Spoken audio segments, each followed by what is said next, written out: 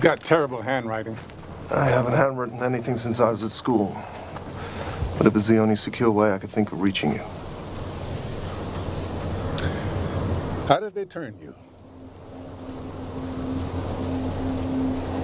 How's Evelyn? She can't see it for what it is. But you can. Welcome back, everyone. A scene from Transcendence. It is Adams and Archibald at the movies. We have Dave Adams and Len Archibald with us today. Len, let's start out. Let's say you're giving a book report on this.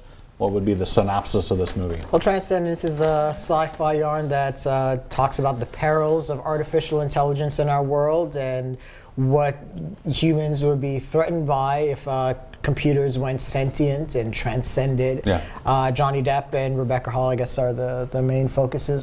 There's husband and wife. Johnny Depp plays a scientist that dies, and his mind is uploaded into this computer, and the world now must deal with his, I guess, you know, expansion of power. Yeah, it's interesting. I mentioned Johnny Depp before we came on, but you said you really don't see him too much, do you? No, he is the lead actor. He's the star of the film, but he really, well, not to give away the plot, but he's dead within the first half hour. Yeah. So you're not giving and away anyway. While he doesn't disappear from the screen, he's uploaded, and we see him in various transformations on the computer monitors, I suppose.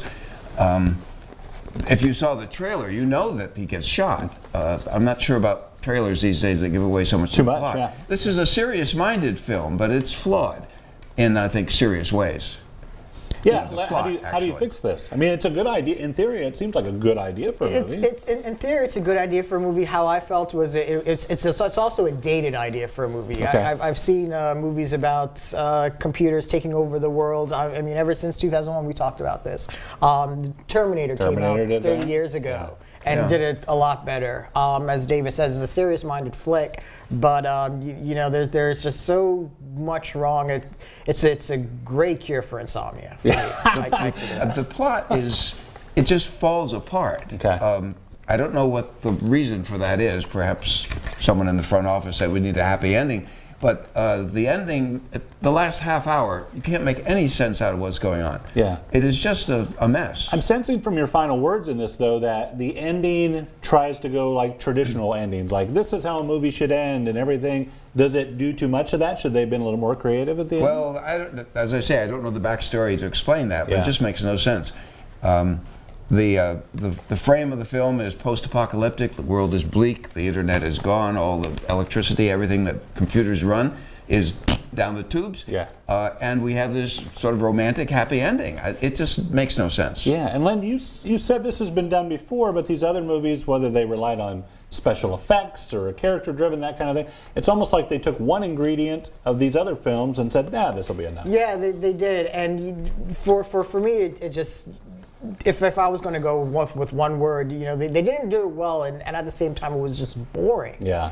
You know, they treated it so serious that it just takes the viewer out. There's a line in the movie that just made me laugh out loud, where a particular character says something along the lines of, "If I'm not connected, I will die." Wow. And it just sounded like so dramatic. It sounded like a serious-minded 15-year-old that doesn't have their iPod. Right. That's good. That's good. All right, let's get your final words. Final words, and here they come. There they are.